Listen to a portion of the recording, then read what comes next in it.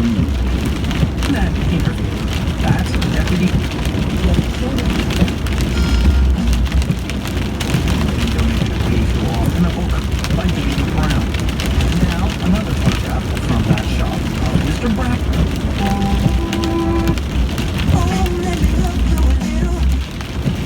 In Swansea, Wales. Bill, there is this picture floating around the internet. Can you describe it for us? So we've got this massive pile of Da Vinci Code books, and we've put a sign on it that says, you could give us another copy of the Da Vinci Code, but what we'd really like is your vinyl, because that's what we would make more money for Oxfam with, and that's what it's all about. Well, now, how many copies of the Da Vinci Code does your store have? Right now, we've probably got about 100 in this pile, but if we kept every one that we got, we'd have a lot more. So if we get them kind of every time we're sorting books from our regular weekly deliveries, there's always one, and often, three or four. And this is And it's been like that for years, so if you add all that up, we could have swapped the store. well, you have in the past. We talked to you when you had this problem with the 50 Shades of Grey. It's a similar thing. Basically, there were just some books that were so massively popular at the time they came out, and then people aren't particularly going to reread them, so because of that, they're quite happy to give them to Oxfam shops, and those are the ones that we were able to make these big displays to illustrate the point that we're looking for vinyl in this case, more than another copy of 50 Shades or the Da Vinci Code. Well, we spoke with your colleague Catherine last week about what was going on, and she said that was when there was a picture that you'd actually built a fort out of all the copies of 50 Shades of Grey that you had. You had so many.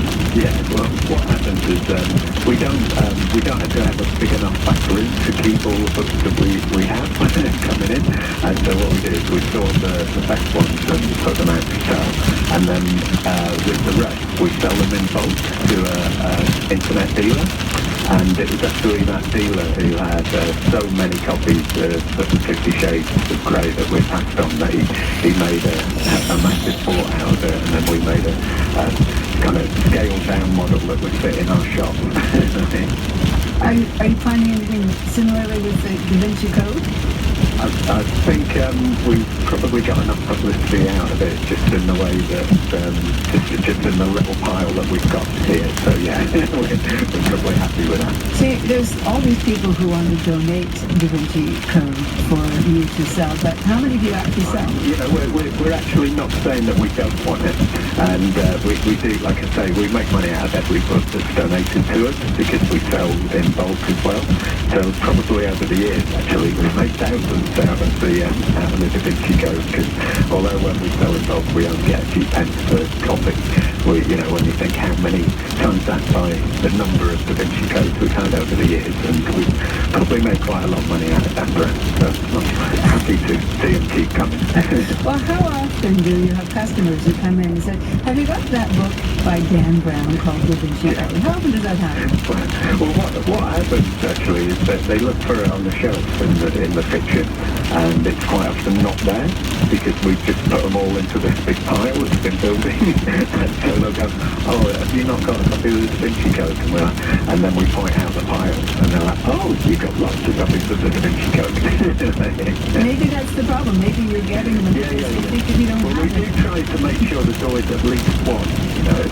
It's a bit like the rooks at the Tower of London, where they say if the rooks fly away, then the Tower of London will collapse. It's like if we don't have a Da Vinci Code for 50 Shades, then the walls of the bookshop will collapse.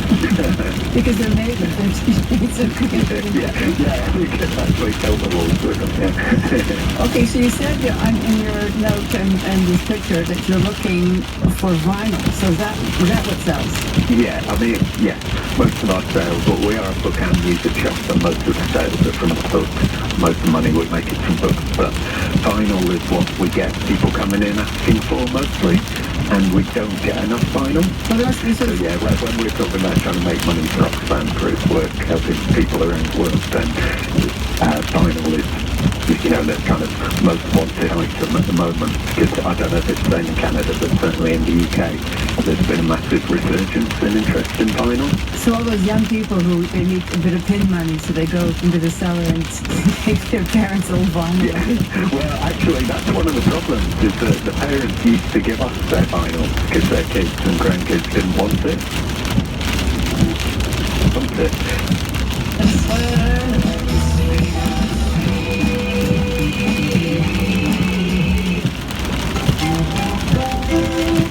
That's people's record away, I want it. So it's great to talk to you, thanks. All right, thank you. Phil Broadhurst is the manager of the Oxfam Bookshop in Swansea, Wales. That is where we reached him, and we do have more on this story on our website, including those photos, cbc.ca/KIH. All right, it's time to take a brief break, but there is a lot more as it happens to come. Yes, after apprehending two suspects, Ohio police officer Chris Green found he had a small amount of fentanyl powder on his shirt, brushed it off, and almost killed him. Now he's recovered from the accidental overdose, and Officer Green will tell us about his near-death experience. And it's all up in the air. The Transportation Minister unveils a new passenger's Bill of Rights. But consumer advocate Gabor Lukács says it's not entirely grounded in reality. We'll be right back. I'm Carol Off. And I'm Jeff Douglas.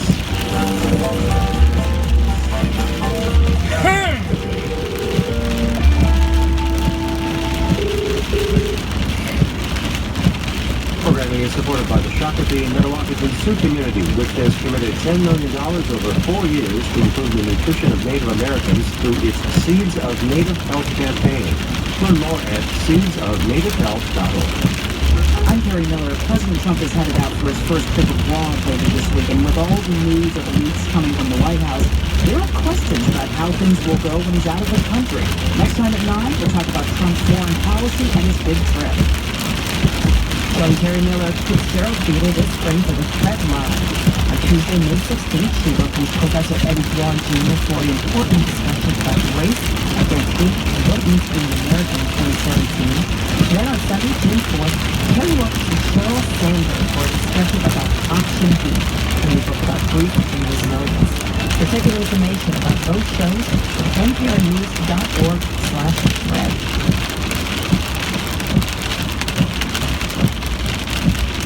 This is a severe weather update from Minnesota Public Radio. The severe thunderstorm warning for northern Buffalo County is canceled. However, a severe thunderstorm warning remains in effect until 10:45 p.m. for northern Trempealeau County. At 10:29 p.m., severe thunderstorms were located along the line extending from near Osseo to near Independence, moving east at 25 miles per hour. The potential severe weather hazard with the storm is 60 mile per hour wind gusts and half-dollar-sized hail. Once again, the severe thunderstorm warning remains in effect until 10:45 p.m. for northern Trempealeau County. Stay tuned for further weather updates from Minnesota Public Radio. Chicano Batman reason. Did you have any idea what kind of a risk it was when you made that traffic stop?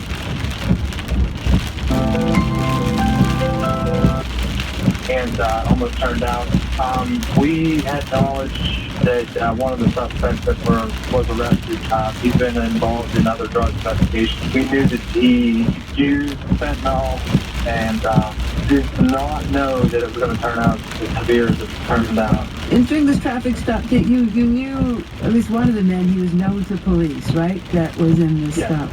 Yes, Justin Buckle, the white male, very well known to us. During the initial traffic stop, both suspects were seen tearing open bags of white powder. When you looked inside the car, at first, what did it look like? What were they doing? It looked like they took a bag of baby powder or white powder and rubbed it into the carpet, rubbed it into the seats. It was on them, it was everywhere.